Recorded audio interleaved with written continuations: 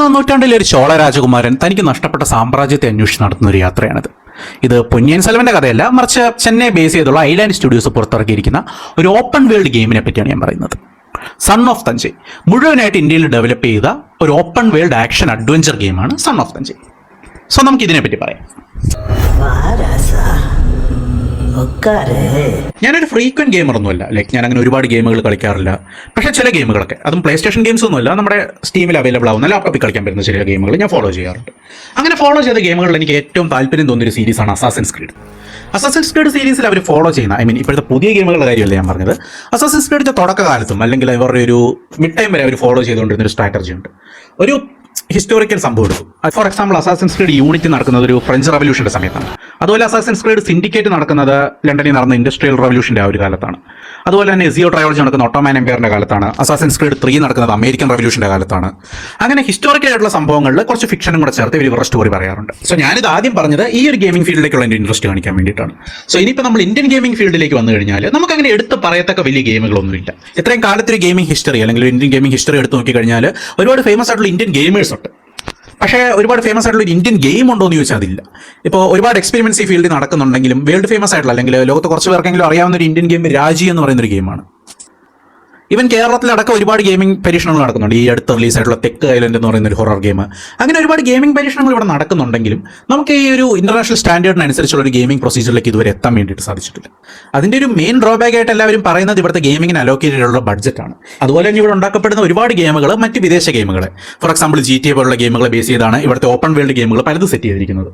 Mumbai city ഒക്കെ base ചെയ്ത ഒരു ഗെയിമുണ്ട്, ഞാൻ എൻ്റെ പേര് മറന്നുപോയി. അതുപോലെ തന്നെ ഒരുപാട് ഗെയിമുകൾ ഇവർ നമ്മുടെ വിദേശത്തിലുള്ള മെക്കാനിക്സ്, അതുപോലെ തന്നെ അവരുടെ ഒരു രീതി, അവരുടെ ഒരു സ്റ്റോറി ലൈൻ വരെ കോപ്പി ചെയ്ത് പ്രത്യേകിച്ച് ക്രിയേറ്റിവിറ്റി ഒന്നും ഇല്ലാതെ ഇവിടെ ഇറക്കുന്നുണ്ട്. ഇത് സംഭവിക്കുന്ന ഒരു മേജർ ഡ്രോബാക്ക് എന്താണെന്ന് വെച്ചാൽ, അത്തരത്തിലുള്ള ഒരു ഗെയിമിന് ഫോർ എക്സാമ്പിൾ ഒരു GTA 6 ഇപ്പോൾ റീസെന്റ് ആയിട്ട് ഇറങ്ങാൻ പോകുന്ന എല്ലാവരും വളരെ ആന്റിസിപ്പേറ്റഡ് ആയിട്ടിരിക്കുന്ന GTA 6ന്റെ ബഡ്ജറ്റ് എന്ന് പറയുന്നത് ബുർജ് ഖലീഫ പണിയാനെടുത്ത ബഡ്ജറ്റിനേക്കാളും കൂടുതലാണ്. സോ അത്രയും ഇൻവെസ്റ്റ് ചെയ്ത് അത്രയും ടൈം എടുത്ത് അത്രയും പുതിയ മെക്കാനിക്സിനെ ഇൻവെന്റ് ചെയ്തിട്ടാണ് അവരൊരു ഗെയിം ഇറക്കുന്നത്. ഫോർ എക്സാമ്പിൾ, ഇപ്പം ഒരുപാട് കാലം മുമ്പാണ് RDR2 റിലീസ് ആയത്. പക്ഷേ ആ ഗെയിമിങ്ങിന്റെ ഒരു മെക്കാനിക്സ് അല്ലെങ്കിൽ ആ ഗെയിമിൽ അവർ ഫോളോ ചെയ്യുന്ന ഒരു സ്റ്റോറി ലൈൻ, അതിനനുസരിച്ച് ആ ക്യാരക്ടേഴ്സിന് കൊടുത്തിരിക്കുന്ന ഇമോഷൻസ്, അതിൽ ഇൻക്ലൂഡ് ചെയ്തിരിക്കുന്ന ഹോണർ സിസ്റ്റം ഒക്കെ അതിപ്പോഴും കളിക്കാരെ ഭയങ്കരമായിട്ട് അതിനോട് അഡിക്റ്റ് ആക്കുന്ന ഒരു രീതിക്കാണ് അവർ സെറ്റ് ചെയ്തിരിക്കുന്നത്. സോ ഒരു മിനിമം ബഡ്ജറ്റിൽ നമ്മൾ ഇതേ കാര്യം കോപ്പി ചെയ്യാൻ ശ്രമിക്കുമ്പോൾ അത് പലപ്പോഴും നടക്കാറില്ല, അല്ലെങ്കിൽ അതൊരു ഒരു കോമഡി ആയിട്ട് മാറാറുണ്ട്. അതുകൊണ്ട് തന്നെ ഇന്ത്യൻ ഓപ്പൺ വേൾഡ് ഗെയിമുകൾ പലപ്പോഴും ചർച്ചയാവാറില്ല. അതുപോലെ തന്നെ ഇന്ത്യൻ ഓപ്പൺ വേൾഡ് ഗെയിം ഒരാൾ കളിക്കുന്നത് ഇന്ത്യൻ കൾച്ചറിനെ എക്സ്പ്ലോർ ചെയ്യാൻ വേണ്ടിയിട്ടാണ്. ഓക്കെ, അവർക്ക് കാണേണ്ടത് ഈ വലിയ വലിയ കാർ ചേസുകളും അല്ലെങ്കിൽ GTA നടക്കുന്ന പോലത്തെ വലിയ ഫൈറ്റുകൾ, അങ്ങനത്തെ മിഷൻസ്, അതിലപ്പുറം ഇന്ത്യൻ കൾച്ചറിനെ എക്സ്പ്ലോർ ചെയ്യാൻ വേണ്ടിയിട്ടാണ് ഒരാൾ ഒരു ഇന്ത്യൻ ഗെയിം ചൂസ് ചെയ്യുക. ഇപ്പോൾ ഫോർ എക്സാമ്പിൾ, പുറത്ത് റിലീസ് ആയിട്ടുള്ള ഗെയിമുകൾ ഇന്ത്യൻ മിത്തോളജി നമ്മുടെ ഒരു ഗെയിമിംഗ് സ്റ്റോറി ആയിട്ട് ഏറ്റവും നന്നായിട്ട് ബ്ലെൻഡ് ചെയ്ത് അതിനെ ഒരു ഗെയിം ആക്കി പെർഫെക്റ്റ് ആയിട്ട് സെറ്റ് ചെയ്തിരിക്കുന്ന അൺചാർട്ടഡ് ഗെയിം സീരീസിലാണ്. അതിലവർ ഗണപതി എന്ന് പറയുന്ന ഒരു മിത്തിനെ എടുത്ത് ആ മിത്തിനെ ഒരു ട്രഷർ ഹണ്ടിങ് സ്റ്റോറി ആക്കി അതിലേക്ക് ഒരു ക്യാരക്ടേഴ്സിനെ ഇൻക്ലൂഡ് ചെയ്ത് അങ്ങനെ ഒരു സ്റ്റോറി അവർ ക്രിയേറ്റ് ചെയ്തോ. അതുകൊണ്ട് തന്നെ ആ ഗെയിം ഇപ്പോഴും ആൾക്കാർ, ഈവൻ ഇന്ത്യൻ ഓഡിയൻസ് വരെ ഭയങ്കരമായിട്ട് കളിക്കാൻ ഇഷ്ടപ്പെടുന്ന ഒരു ഗെയിമാണ്. അതുപോലെ തന്നെ ഇന്ത്യൻ ഗെയിം ഡെവലപ്പേഴ്സ് എപ്പോഴും ചെയ്യുന്ന കോമൺ ആയിട്ടുള്ള ഒരു കാര്യമാണ് ഇന്ത്യൻ മിത്തോളജിയെ, അതായത് ഇന്ത്യൻ പുരാണങ്ങളെ, ദൈവങ്ങളെ, ചെകുത്താന്മാരെ അല്ലെങ്കിൽ നമ്മുടെ ചില വിശ്വാസങ്ങളൊക്കെ ഇൻക്ലൂഡ് ചെയ്ത് ഗെയിംസ് റിലീസ് ചെയ്യുന്നത്. അതൊരു തരത്തിൽ നല്ല കാര്യമാണ്. ആളുകൾക്ക് ഇന്ത്യൻ മിത്തോളജിയായിട്ടൊരു കണക്ഷൻ കിട്ടാൻ അല്ലെങ്കിൽ ഇന്ത്യൻ മിത്തോളജിയായിട്ടൊരു കൂടുതൽ പരിചയം ഉണ്ടാവാനൊക്കെ ഈ ഒരു കാര്യം ഹെൽപ്പ് ചെയ്യും. പക്ഷേ എല്ലാവരും ഇത് ചെയ്ത് കഴിയുമ്പോൾ, ഫോർ എക്സാമ്പിൾ, ഞാൻ കുറച്ച് മുമ്പ് പറഞ്ഞ രാജി എന്ന് പറയുന്ന ഗെയിമൊക്കെ ഇന്ത്യൻ മിത്തോളജി ബേസ് ചെയ്ത് വന്നൊരു ഗെയിമാണ്. അത് വളരെ നല്ലൊരു ഗെയിമാണ്. ട്രൈ ചെയ്യാത്തവരൊക്കെ ഉണ്ടെങ്കിൽ ട്രൈ ചെയ്ത് നോക്കണം. അതിന്റെ സെക്കൻഡ് പാർട്ട് ഇറങ്ങുന്നുണ്ട്. സോ ട്രൈ ചെയ്യാത്തവരുണ്ടെങ്കിൽ ഒന്ന് ട്രൈ ചെയ്ത് നോക്കാം. പക്ഷേ നമ്മൾ മിത്തോളജി കൂടുതലായിട്ട് ഫോളോ ചെയ്യുമ്പോൾ അല്ലെങ്കിൽ ഇറങ്ങുന്ന എല്ലാ ഗെയിമുകളും മിത്തോളജി ബേസ് ചെയ്ത് മാത്രം ആകുമ്പോഴത്തേക്കും അവിടെ ഫോർഗോട്ടായി പോകുന്ന അല്ലെങ്കിൽ നമ്മൾ കൺസിഡർ ചെയ്യാൻ വിട്ടുപോകുന്ന വലിയൊരു എലമെന്റ് ആണ് ഇന്ത്യൻ ഹിസ്റ്ററി. ഓക്കെ, ലോകത്ത് തന്നെ ഏറ്റവും വലിയ ഹിസ്റ്ററികളുള്ള രാജ്യങ്ങളൊന്നാണ് ഇന്ത്യ. ലോകത്ത് ആദ്യമായിട്ട് മനുഷ്യവാസം തുടങ്ങിയ ചുരുക്കം ചില സ്ഥലങ്ങളിലൊന്നാണ് ഇന്ത്യ. സോ അന്നത്തെ കാലം തൊട്ടുള്ള വലിയൊരു ഹിസ്റ്ററി നമുക്ക് ഇവിടെയുണ്ട്. ഇപ്പോൾ സിന്ധു നദിയുടെ സംസ്കാരമാണെങ്കിലും അതിനുശേഷം വന്ന ബാക്കി എംപയേഴ്സ്, മുഗൾ എംപയർ, അതിനുശേഷം വന്ന ബ്രിട്ടീഷറ, പ്രീ ബ്രിട്ടീഷറ, അങ്ങനെ ഒരുപാട് കാര്യങ്ങൾ, ഒരുപാട് സംസ്കാരങ്ങൾ കയറി ഇറങ്ങിപ്പോയൊരു രാജ്യമാണ് ഇന്ത്യ. സോ അതിനെ എങ്ങനെ ബേസ് ചെയ്തൊരു ഗെയിമിങ്ങിലേക്ക് ഇൻക്ലൂഡ് ചെയ്യാം? ഫോർ എക്സാമ്പിൾ, ഇപ്പോൾ മുഗൾ ഹിസ്റ്ററി അല്ലെങ്കിൽ അതിന് മുമ്പുണ്ടായിരുന്ന നമ്മുടെ ancient kingdoms like Hastinapuram, Pataliputra, അതൊക്കെ ബേസ് ചെയ്തൊരു ഗെയിമിങ്ങിന്റെ സാധ്യതയെ പറ്റി ഇന്ത്യൻ ഡെവലപ്പേഴ്സ് അധികം അങ്ങനെ ചിന്തിച്ചിട്ടില്ല എന്നാണ് എനിക്ക് തോന്നുന്നത്. ഈ അസാസിൻസ് ക്രീഡ് ഒക്കെ പല രാജ്യങ്ങളായി പറയുന്ന ആൾട്ടർനേറ്റ് ഹിസ്റ്ററി എന്ന് പറയുന്ന കാര്യം നമുക്ക് ഇവിടെ തന്നെ പറയാൻ വേണ്ടിയിട്ട് സാധിക്കും. ഈവൻ കേരള ബേസ് ചെയ്താണെങ്കിലും മാർത്താണ്ഡവർമ്മ രാജാവിന്റെ ജീവിതമൊക്കെ ഒരു ഗെയിമായിട്ട് എടുക്കാൻ പറ്റിയ കാര്യമാണ്. ഇതുവരെ നമ്മുടെ ഒരു ഹിസ്റ്റോറിക്കൽ സൈഡ് അല്ലെങ്കിൽ ഇപ്പോഴും നിലനിൽക്കുന്ന നമ്മുടെ ഹിസ്റ്റോറിക്കൽ എവിഡൻസ് ഉണ്ടെങ്കിൽ പോലും ഒരു ഹിസ്റ്ററി ബേസ്ഡ് ഗെയിമിങ്ങിന് അധികം അങ്ങനെ ഡെവലപ്പേഴ്സ് ശ്രമിച്ചിട്ടില്ല. സോ ഇങ്ങനെ ഒരു കാര്യം ഇടയ്ക്ക് ഞങ്ങളുടെ ഫ്രണ്ട്സ് ഗ്രൂപ്പിലൊക്കെ ഡിസ്കസ് ചെയ്യാറുണ്ട്. അപ്പോൾ സ്ഥിരമായിട്ട് ഗെയിം കളിക്കുന്ന എൻ്റെ ഒരു ഫ്രണ്ട് എനിക്ക് ഇങ്ങനെ ഒരു ഗെയിമിന്റെ ട്രയൽ റൈറ്റ് ചെയ്യുന്നു, ഇതൊന്ന് ചെക്ക് ചെയ്ത് നോക്കാൻ പറഞ്ഞുകൊണ്ട്. സോ ഞാൻ ചെക്ക് ചെയ്തപ്പോൾ ഇതൊരു ഭയങ്കര ഡിഫറെന്റ് ആയിട്ടുള്ള ഗെയിം ആണെന്ന് തോന്നി. ലൈക്ക് ഒരു ഇന്ത്യൻ ഗെയിം ആണെങ്കിലും അവരത് ചെയ്തിരിക്കുന്ന കാര്യങ്ങൾ, അതിൽ അവർ എക്സ്പ്ലോർ ചെയ്തിരിക്കുന്ന രീതി, ആ ഗെയിമിന്റെ ഒരു മേക്കിംഗ് ഭയങ്കര ഫ്രഷ് ആയിട്ട് തോന്നി. അതാണ് ഈ ഗെയിമിനെ പറ്റി സംസാരിക്കാമെന്ന് വിചാരിച്ചത്. സോ സൺ ഓഫ് തഞ്ചി എന്ന് പറയുന്ന ഈ ഗെയിം എന്തുകൊണ്ടാണ് ബാക്കി ഗെയിമുകളിൽ നിന്ന്, അല്ലെങ്കിൽ ഞാനിപ്പോൾ കുറച്ച് മുമ്പ് പറഞ്ഞ കുറ്റങ്ങളിൽ നിന്നൊക്കെ മാറി നിൽക്കുന്നതെന്ന് ചോദിച്ചു കഴിഞ്ഞാൽ, അവരിതിൽ എടുത്തിരിക്കുന്നത് ഇന്ത്യൻ ഹിസ്റ്ററിയാണ്, ഇന്ത്യൻ മിത്തോളജി അല്ല. അത് തന്നെ ഒരു ഫ്രഷ് പോയിന്റ് ആണ്. അതായത് ഇന്ത്യയിലെ ഏറ്റവും വലിയ സാമ്രാജ്യങ്ങളൊന്നായിരുന്ന ചോള സാമ്രാജ്യം, നമ്മളിപ്പോൾ പൊന്നിയിൻ സെൽവനൊക്കെ ഇറങ്ങി ഒരുപാട് പേർക്ക് ഈ ഒരു കാര്യത്തെപ്പറ്റി അറിവുണ്ടായിരിക്കും. ഇന്ത്യയിൽ തന്നെ വളരെ വലിയൊരു കിങ്ഡം ആയിരുന്നു ഈ ചോള ഡൈനസ്റ്റി എന്ന് പറയുന്നത്. അവർ അന്നത്തെ കാലത്ത് കടന്ന് ശ്രീലങ്ക, മലേഷ്യ വരെ പോയി യുദ്ധം ചെയ്ത അത്രയും റിച്ച് ആയിട്ടുള്ള ഒരു ഹിസ്റ്ററി പറയുന്ന ഒരു രാജ്യമാണ്. ഒരുപാട് പ്രശസ്തരായിട്ടുള്ള രാജാക്കന്മാർ, ഒരുപാട് വാറുകൾ, അതുപോലെ തന്നെ ഭരണപരമായിട്ടുള്ള ഒരുപാട് കാര്യങ്ങൾ, ഒരുപാട് സ്ട്രക്ചേഴ്സ് അവരുണ്ടാക്കിയത്, ഇതെല്ലാം ഇപ്പോഴും നിലനിൽക്കുന്നുണ്ട്. ലൈക്ക് തഞ്ചാവൂരിലെ പെരിയ കോവില്, അതുപോലെ ബൃഹന്തേശ്വര ടെമ്പിൾ, അതുപോലെ തന്നെ അങ്ങനെ ഒരുപാട് ഹിസ്റ്റോറിക്കൽ മോണമെന്റ്സ് ഇപ്പോഴും വളരെ വലിയ വണ്ടേഴ്സ് ആയിട്ട് അവിടെ നിൽക്കുന്നുണ്ട്. നിങ്ങൾ തഞ്ചാവൂർ വിസിറ്റ് ചെയ്തിട്ടുള്ള ഒരാളാണെങ്കിൽ അറിയാം എത്ര വലിയ വലിയ സ്ട്രക്ചേഴ്സാണ് അവർ ആ കാലത്ത് ഉണ്ടാക്കിയിരിക്കുന്നത്. അതും അന്നത്തെ ഒരു 10,000-2000 കൊല്ലം മുമ്പ് തന്നെ ഇതെല്ലാം അവിടെ നിലനിൽക്കുന്നുണ്ട്. ഇതിനെല്ലാം റെക്കോർഡ് ആയിട്ടുള്ള ഹിസ്റ്ററി ഉണ്ട്. സോ ഇവർ എക്സ്പ്ലോർ ചെയ്യുന്ന ചോള സാമ്രാജ്യത്തെയാണ്. ചോള സാമ്രാജ്യത്തിന്റെ ഒരു 11ാം നൂറ്റാണ്ട്, ഒരു 11th സെഞ്ചുറി കാലഘട്ടത്തിലാണ് ഈ ഒരു കഥ നടക്കുന്നത്. സോ അന്നത്തെ കാലത്ത് ചോള രാജകുമാരനായിരുന്ന വിണ്ണേന്ദ്രനാണ് ഈ ഗെയിമിലെ മെയിൻ ക്യാരക്ടർ. രാജ്യത്തിനകത്ത് കടന്ന ചതി, അതുപോലെ തന്നെ നാട്ടിലുണ്ടായ പട്ടിണി, ദാരിദ്ര്യം മുതലായ കാര്യങ്ങൾ കൊണ്ട് തന്നെ ഈ രാജാധികാരം തന്റെ ഫാമിലിയുടെ കയ്യിൽ നിന്ന് പോകുമ്പോൾ, അല്ലെങ്കിൽ തനിക്കൊരു രാജ്യം നഷ്ടപ്പെടുമ്പോൾ അത് തിരിച്ചു പിടിക്കാൻ വേണ്ടി രാജകുമാരൻ നടത്തുന്ന ഒരു യാത്രയാണ് ഈ ഗെയിം എന്നാണ് അവർ വെബ്സൈറ്റിൽ കൊടുത്തിട്ടുള്ളത്. സോ ഇവർ വെബ്സൈറ്റിൽ കൊടുത്തിരിക്കുന്ന സ്റ്റോറി പ്രകാരം ഇതൊരു ക്വസ്റ്റ് ആണ്, ഒരു പ്രത്യേക ലക്ഷ്യത്തിന് വേണ്ടി അല്ലെങ്കിൽ ഒരു പ്രത്യേക കാര്യത്തിന് വേണ്ടി ഒരാൾ നടത്തുന്ന travel. For example Witcher game, even assassins creed game വലിയൊരു പാറ്റേൺ ആണ് ഫോളോ ചെയ്യുന്നത്.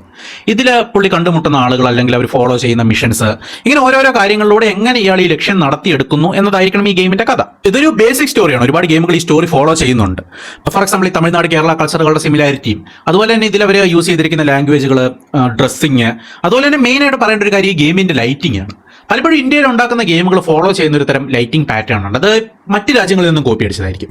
അവരുടെ ഒരു വെതർ സിസ്റ്റത്തെയും അല്ലെങ്കിൽ അവരുടെ നാട്ടിലെ ഒരു നാച്ചുറൽ ലൈറ്റിങ്ങിനൊക്കെ ഇന്ത്യൻ സാഹചര്യങ്ങളിലേക്ക് കൊണ്ടുപോകുമ്പോൾ ആ ലൈറ്റിംഗ് പലപ്പോഴും ഭയങ്കര ഓക്വേർഡായിട്ട് തോന്നാറുണ്ട്. കാരണം നമ്മുടെ കാലാവസ്ഥ എന്ന് പറയുന്നത് ഈ യൂറോപ്യൻ, അമേരിക്കൻ കൺട്രീസിന്റെ എക്സാക്ട് ഓപ്പോസിറ്റ് ആണ്. കൂടുതൽ സമയം വെയിലടിക്കുന്ന, അതും വളരെ ശക്തിയായിട്ട് വെയിലടിക്കുന്ന ഒരു കാലാവസ്ഥയാണ് നമ്മുടേത്. അതുകൊണ്ട് തന്നെ എപ്പോഴും ചുറ്റുപാടുകൾ ഭയങ്കര ബ്രൈറ്റ് ആയിരിക്കും, അതുപോലെ ഷാഡോസ് ഉണ്ടാവും. ഇത്തരം കാര്യങ്ങളൊക്കെ ഇൻക്ലൂഡ് ചെയ്ത്, അതും പ്രത്യേകിച്ച് തഞ്ചാവൂരിലേക്ക് അത് നടക്കുമ്പോൾ അത് ഭയങ്കരമായിട്ടൊരു ട്രോപ്പിക്കൽ ക്ലൈമറ്റിലുള്ള ഒരു സ്ഥലമാണ്. സോ അത്തരത്തിലുള്ള ലൈറ്റിംഗ് അവർ ഇതിൽ വളരെ വളരെ മികച്ചതായിട്ട് ഇൻക്ലൂഡ് ചെയ്തിട്ടുണ്ട്. പിന്നെ ഇതിലെ ചില ഹോഴ്സ് റൈഡിംഗ് ഗ്രാഫിക്സുകൾ എന്ന് പറയുമ്പോഴത്തേക്കും എനിക്ക് ഗോസ്റ്റ് ഓഫ് സുഷിമയൊക്കെ ഓർമ്മ വന്നു. ഇതിന്റെ ബഡ്ജറ്റ് നിങ്ങളൊന്ന് കമ്പയർ ചെയ്ത് നോക്കണം. ബട്ട് സ്റ്റിൽ ഗോസ്റ്റ് ഓഫ് സുഷിമയിൽ ആ ഒരു കുതിര ഓടുമ്പോൾ അവർ അതിന് കൊടുത്തിരിക്കുന്ന ആ ഒരു ഗ്രാഫിക്സ്, അതിനനുസരിച്ച് ആ എൻവയോൺമെന്റ് മൂവ് ചെയ്യുന്നത്. ഇതൊരു ഓപ്പൺ വേൾഡ് ഗെയിമാണ്. അതായത് തഞ്ചാവൂർ ഫുള്ള് നമുക്ക് ഈ ഗെയിമിൽ എക്സ്പ്ലോർ ചെയ്യാൻ വേണ്ടിയിട്ട് സാധിക്കും. നമുക്കിതിൽ ഹോഴ്സ് റൈഡിംഗ് കപ്പാസിറ്റീസ് ഉണ്ട്, അതുപോലെ തന്നെ ഡിഫറൻ്റ് ആയിട്ടുള്ള ആളുകളെ മീറ്റ് ചെയ്ത് സംസാരിക്കാൻ വേണ്ടി സാധിക്കും. പിന്നെ ഇവരിതിൽ മെയിൻ ആയിട്ട് ഇൻക്ലൂഡ് ചെയ്തിട്ടുള്ള ഒരു കാര്യം, ഇതിലെ NPCs നമ്മൾ ഫോളോ ചെയ്താൽ ഓരോരുത്തർക്കും ഓരോ ജീവിതം ഉണ്ടായിരിക്കും എന്നുള്ളതാണ്.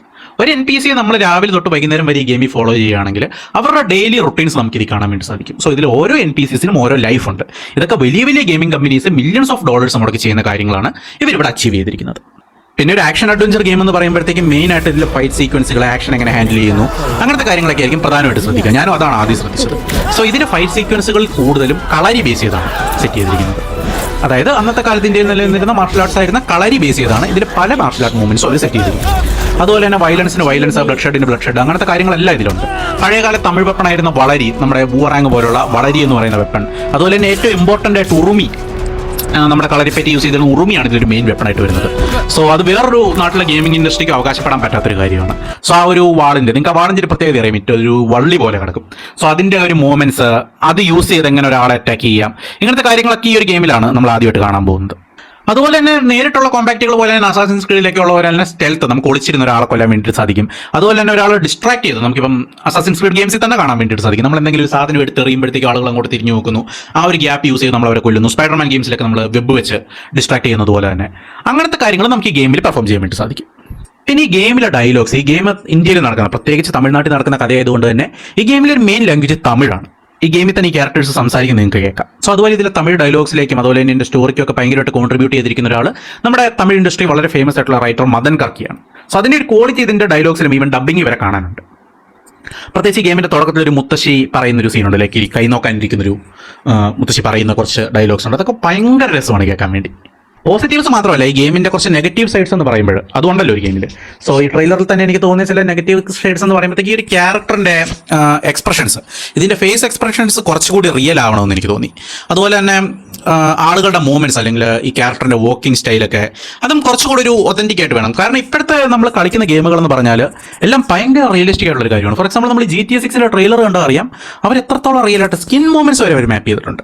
ഓക്കെ, ഫോർ എക്സാമ്പിൾ നമ്മളിപ്പോൾ ഇങ്ങനെ ഒന്ന് കണ്ണ് വെട്ടിച്ച് കഴിഞ്ഞാൽ നമുക്ക് അവിടെ കിട്ടുന്ന സ്കിൻ മൂവ്മെന്റ്സ് വരെ അവരെ ഗെയിമിൽ മാപ്പ് ചെയ്തിട്ടുണ്ട്. അപ്പോൾ അത്രയും പെർഫെക്റ്റ് ആയിട്ടുള്ള ഗെയിമുകൾ കളിക്കുന്നൊരു സൊസൈറ്റിയിലേക്കാണ് നമ്മൾ ഈ ഒരു ഗെയിം ഇറക്കി വിടുന്നത്. പിന്നെ ഗെയിമിൻ്റെ ക്വാളിറ്റി അത് ലാപ്ടോപ്പിലേക്ക് കളിക്കുമ്പോഴൊക്കെ ആയിരിക്കാം, പക്ഷേ പ്ലേ സ്റ്റേഷൻ അല്ലെങ്കിൽ എക്സ്ബോക്സ് പോലത്തെ ഗെയിമിംഗ് കൺസോളുകളിലേക്ക് ഗെയിം വരുമ്പോഴേക്കും അത് കുറച്ചുകൂടി ഇവർ അപ്ഗ്രേഡ് ചെയ്യേണ്ടതുണ്ട്. അല്ലെങ്കിൽ ഇപ്പോഴും ഇതൊരു PS4 ഗെയിമിൻ്റെ ഒരു ഫീലൊക്കെയാണ് വരുന്നത്. ഇതൊരു കുറച്ചുകൂടി ഇവരൊന്ന് അപ്ഗ്രേഡ് ചെയ്ത് ഇതിൻ്റെ കളർ ഗ്രേഡിങ് കാര്യങ്ങൾ ഒന്ന് കുറച്ചും കൂടി സെറ്റാക്കി കഴിഞ്ഞാൽ കുറച്ചും കൂടി ഒരു പ്രീമിയം ഫീൽ ഗെയിം കിട്ടും. ആ പ്രീമിയം ഫീൽ ഗെയിമിങ്ങിന് ആവശ്യമാണ്. സോ അപ്പോൾ നിങ്ങൾക്ക് ചോദിക്കാം, നിങ്ങൾക്ക് ഇതിൻ്റെ രണ്ടിൻ്റെയും ബഡ്ജറ്റുമായിട്ട് കമ്പയർ ചെയ്യാൻ സാധിക്കുമെന്ന്. ഇതൊരു സിനിമ കാണുന്ന പോലെ തന്നെയാണ്. ഗെയിം കളിക്കുന്ന ഒരാൾക്ക് ഒരിക്കലും ഈ ഗെയിമിൻ്റെ ഇവരിത് എത്ര ബഡ്ജറ്റ് എടുത്തുണ്ടാക്കി അല്ലെങ്കിൽ എത്രത്തോളം എഫർട്ട് ഇട്ടുണ്ടാക്കി നമുക്കിത് പറയാമെങ്കിലും അൾട്ടിമേറ്റ്ലി ഗെയിം കളിക്കുന്ന ഒരാൾ ഇത് അറിയണമെന്ന് നിർബന്ധമില്ല. ഫോർ എക്സാമ്പിൾ മിനി മിൽഷിയൊക്കെ വലിയ ബഡ്ജറ്റുള്ള ഗെയിമല്ല. അത് ഇത്ര ആൾക്കാരെ കിട്ടാൻ വേണ്ടിയിട്ടുള്ള കാരണം അവർ ആ ഗെയിമിലേക്ക് ആ ഗെയിമിൻ്റെ ഒരു കാറ്റഗറിയോട് അത് നീതി പുലർത്തുകയും അതുപോലെ തന്നെ ഗെയിമിലേക്ക് കൂടുതൽ ആൾക്കാർ എൻഗേജ്ഡ് ആക്കി വെക്കാൻ അവർക്ക് കഴിഞ്ഞു എന്നുള്ളതുകൊണ്ടുമാണ്. സോ ഈ ഗെയിം ഇന്റന്റ് ചെയ്യുന്ന ഒരു category historical fiction action adventure type of game ആയതുകൊണ്ട് തന്നെ ഇതൊരു ഓപ്പൺ വേൾഡ് ഗെയിം കൂടിയാണ്. സോ അവരിതിൽ കുറച്ചുകൂടി എഫർട്ട് എടുക്കേണ്ടതുണ്ട് എന്നതാണ് ഇപ്പോൾ പറയാനുള്ളത്. അവരുടെ എഫർട്ടിനെ കുറച്ച് കാണുകയല്ല, പക്ഷേ ഇത് കുറച്ചുകൂടി ബെറ്റർ ആക്കാൻ വേണ്ടി സാധിക്കും. Okay, it's good but it can be better. പിന്നെ മെയിനായിട്ട് തോന്നിയത് ഒരു ഓപ്പൺ വേൾഡ് ഗെയിം ആണെങ്കിൽ തന്നെയും ഇതിന്റെ മാപ്പ് എന്ന് പറയുന്നത് 5 കിലോമീറ്റർ ആണ് ഇവർ നിലവിൽ പറഞ്ഞിരിക്കുന്നത്. അതിന് എക്സ്റ്റെൻഡ് ആവുമെന്ന് എനിക്കറിയില്ല, ബട്ട് നിലവിൽ ഇപ്പോൾ അവർ പറഞ്ഞിരിക്കുന്നത് 5 കിലോമീറ്റർ ആണ്. സോ ഈ ഒരു 5 കിലോമീറ്റർ എന്ന് പറഞ്ഞാൽ അതൊരു കമ്പാരിറ്റീവ്ലി വളരെ ചെറിയ മാപ്പാണ്. അത് നമ്മളിപ്പോൾ കളിക്കുന്ന ഗെയിമുകളിലേക്ക് വെച്ച്. പഴയ GTA സാൻ ആൻഡ്രിയാസിന്റെ മാപ്പ് തന്നെ ഓൾമോസ്റ്റ് 10 കിലോമീറ്റർ അടുത്തുണ്ടെന്നാണ് എനിക്ക് തോന്നുന്നത്. ഓക്കെ, GTA 5ന്റെ മാപ്പ് ഒന്നും നമ്മൾ പറയുകയോ വേണ്ട, അത്രയും ദൂരത്തിലാണ് അത് കിടക്കുന്നത്. ഞാൻ ഇപ്പോഴും പറയുന്നത് ഇതിന് ഞാൻ ബാക്കി അമേരിക്കൻ ഗെയിംസുമായിട്ട് കമ്പയർ ചെയ്യുകയല്ല, പക്ഷേ അവർ കോമ്പീറ്റ് ചെയ്യേണ്ടത് ഇത്തരം ഗെയിംസിനോടാണ്. സോ ആളുകളെ എൻഗേജ്ഡ് ആക്കി വെക്കുക എന്നൊരു കാര്യമുണ്ട്. സോ ട്രെയിലറിന്റെ ലിങ്ക് ഞാൻ കമന്റ് ബോക്സിൽ കൊടുക്കാം. നിങ്ങൾ ട്രെയിലർ ഒന്ന് കാണുക, എന്നിട്ട് അത് ഇഷ്ടപ്പെട്ടാലും ഇല്ലെങ്കിലും അവിടെ കമന്റ് ചെയ്യുക. കാരണം അവർ ഈ കമന്റ്സ് വായിക്കുന്നുണ്ട്. ഗെയിം ഡെവലപ്പേഴ്സ് ഈ കമന്റ്സ് വായിക്കുകയും അതിനനുസരിച്ച് ഗെയിമിനെ ഇമ്പ്രൂവ് ചെയ്യുകയും ചെയ്യുന്നുണ്ട്. ഓൾമോസ്റ്റ് ഒരു 6 months മുമ്പ് ഈ ഗെയിമിന്റെ മറ്റൊരു പഴയൊരു ട്രെയിലർ ഇറങ്ങിയിരുന്നു. അന്ന് ഇതിന് ഒരുപാട് ക്രിറ്റിസിസംസ് കേൾക്കുകയും അവരത് ഇമ്പ്രൂവ് ചെയ്യുകയും ചെയ്തിട്ടാണ് ഇപ്പോഴത്തെ ഒരു സ്റ്റാൻഡേർഡിലേക്ക് എത്തിച്ചിരിക്കുന്നത്. സോ ഇനിയും നമ്മൾ കൊടുക്കുന്ന കമന്റ്സ് അനുസരിച്ച് അവർക്ക് ഇനി ഇതിന് ഇമ്പ്രൂവ് ചെയ്യാൻ വേണ്ടി സാധിക്കും. അത്രയ്ക്ക് ഹാർട്ട് ആൻഡ് സോൾ വെച്ചാണ് അവർ ഈ ഗെയിമിൽ വർക്ക് ചെയ്യുന്നത്. ഇന്ത്യൻ ഗെയിംസിനെ നമ്മൾ സപ്പോർട്ട് ചെയ്യേണ്ട ഒരു സിറ്റുവേഷൻ ഇവിടെയുണ്ട്. കാരണം ഇത്രയും ജനസംഖ്യയുള്ള അല്ലെങ്കിൽ ഇത്രയും ആക്റ്റീവ് ഗെയിമേഴ്സ് ഉള്ള നാട്ടിൽ ഗെയിമിംഗ് ഒരു പ്രൊഫഷൻ ആക്കി എടുക്കാനും അല്ലെങ്കിൽ ആ ഒരു ഫീൽഡിൽ ഒരു ഗ്രോത്ത് ഉണ്ടാക്കിയിട്ടുള്ള ആൾക്കാർ വളരെ ചുരുക്കമേ ഉള്ളൂ.